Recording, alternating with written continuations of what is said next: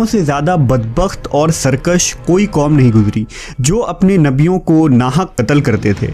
हालांकि ये पैगंबर इकराम न किसी को सताते थे और न किसी के माल और दौलत पर हाथ डालते थे, बल्कि बग़ैर किसी उजरत के लोगों को फलाह की बातें बताते और अल्लाह की तरफ बुलाया करते थे।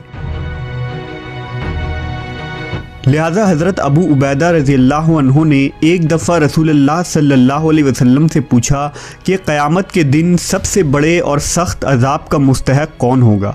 आपने फरमाया, वो शख्स जो किसी नबी को या किसी ऐसे शख्स को कत्ल करे जो भलाई का हुक्म देता हो और बुराई से रोकता हो।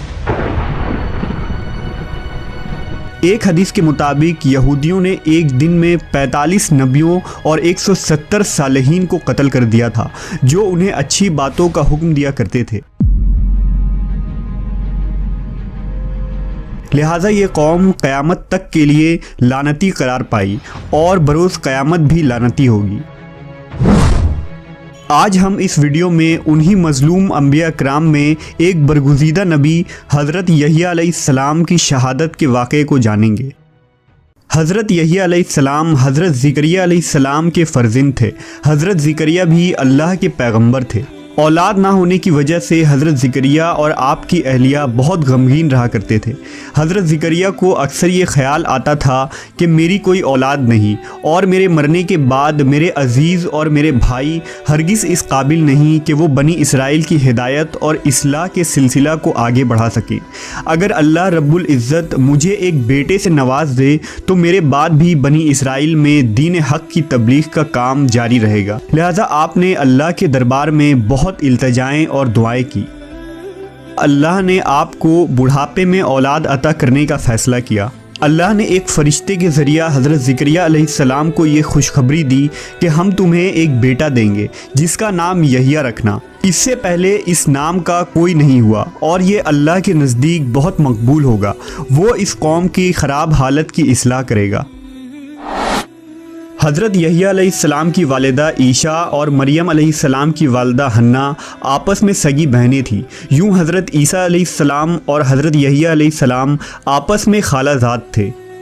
हज़रत यहया अलैहिस्सलाम बचपन में ही नबूवत के मकाम पर फायज़ हो गए थे। हज़रत यहया मूसा अलैहिस्सलाम की शरीयत को ज़िंदा करने वाले जलीलुल क़द्र नबी थे। उस ज़माने में अल्लाह ने अपने पैगंबर हज़रत ईसा अलैहिस्सलाम को मबूस फरमाया, लिहाजा आप उन पर ईमान ले आए। हज़रत यहया हज़रत ईसा से 6 माह बड़े थे और आप हज़रत ईसा की नबूवत को तस्लीम और तस्दीक करने वाले सबसे पहले शख्स थे। रिवायतों के मुताबिक हज़रत यहया अलैहिस्सलाम कसरत से गिरिया उजारी किया करते थे, यहाँ तक कि आंसुओं की वजह से आपके रुखसारों पर निशान पड़ गए थे। हज़रत यहया अलैहिस्सलाम निहायत ही हलीम, रक़ीक़ुल क़ल्ब, पाकबाज, आबिद, मुतक़ी, कुनात शार, शर्म हया के पैकर और सादा ज़िंदगी बसर करने वाले शख्स थे। ग़ज़ा बक़दर ज़रूरत खाते और लिबास इतना ही पहनते जिससे सिर्फ 70 पोशी हो सके। आपको जंगलों और बयाबानों से मोहब्बत थी। ज़िंदगी का ज़्यादातर हिस्सा वहीं गुजरा जहां आप दरख्त के पत्ते और शहद बतौर ग़ज़ा इस्तेमाल फरमाते और प्यास लगती तो नहर से पानी पी लेते। ना कोई घर था और ना ज़मीन जायदाद, जहां रात होती वहीं बसेरा कर लेते। हज़रत इब्ने अब्बास से रिवायत है कि रसूलुल्लाह सल्लल्लाहु अलैहि वसल्लम ने फरमाया कि औलाद आदम में से ऐसा कोई नहीं जिससे गुनाह सरज़द ना हुआ हो सिवाय हज़रत यहया अलैहिस्सलाम के। अल्लाह ने हज़रत यहया को 5 बातों का हुक्म फरमाया था कि उन पर अमल करो और बनी इसराइल को भी अमल करने का हुक्म दो। लिहाजा उन्होंने बनी इसराइल को बैतुल मुक़द्दस में जमा किया और फरमाया, अल्लाह ने मुझे 5 बातों का हुक्म दिया है। अल्लाह के सिवा किसी की इबादत ना करो और ना ही अल्लाह के साथ किसी को शरीक करो। मैं तुम्हें नमाज का हुक्म देता हूँ जो खुशू व खुजू के साथ अदा करो। मैं तुम्हें रोज़े रखने का हुक्म देता हूँ। बेशक रोज़ेदार के मुंह की बू अल्लाह के नज़दीक मुश्क से भी ज़्यादा मुअत्तर और पसंदीदा है। मैं तुम्हें सदका करने का हुक्म देता हूँ और कसरत से अल्लाह का जिक्र करते रहा करो। हज़रत यहिया अलैहिस्सलाम की वफ़ात के मुताल्लिक मुफस्सरीन ने मुख्तलिफ वाक़यात तहरीर किए हैं, ताहम मुफस्सरीन की अक्सरियत ने जिस वाक़े को बयान किया है वो लूका के इंजील समेत बहुत सी किताबों में दर्ज है, जिसका खुलासा ये है कि हज़रत यहिया अलैहिस्सलाम के ज़माने में यहूदिया का बादशाह हेरोद एक अय्याश शख्स था, जिसके वजह से पूरे मुल्क और बनी इसराइल में फ़स्क़ व फुजूर फैल रहा था। उसने अपने हकीकी भाई फिलिप की बीवी हेरोदियास को बग़ैर निकाह अपने घर में रखा हुआ था। हज़रत यहिया अलैहिस्सलाम चूँकि नबी थे और दावत हक़ का काम सर अंजाम देते थे, लिहाजा उन्होंने बादशाह के इस फहश हरकत के ख़िलाफ़ आवाज़ बुलंद की, जिसके नतीजे में उन्हें गिरफ़्तार करके कैद खाने में डाल दिया गया। बादशाह ने यहिया अलैहिस्सलाम को कैद तो कर दिया, लेकिन वो उनसे डरता भी था। वो जानता था कि आप अल्लाह के सच्चे नबी और नेक इंसान हैं। नेज़ बनी इसराइल भी आपकी बहुत इज़्ज़त व एहतराम करते हैं। लेकिन बादशाह की दाश्ता हेरोदियास हज़रत यहिया की तालीमात को अपने और अपनी जैसी दूसरी बदकार औरतों के लिए बहुत बड़ा ख़तरा समझती थी, लिहाजा वो आपकी जान की दुश्मन हो गई।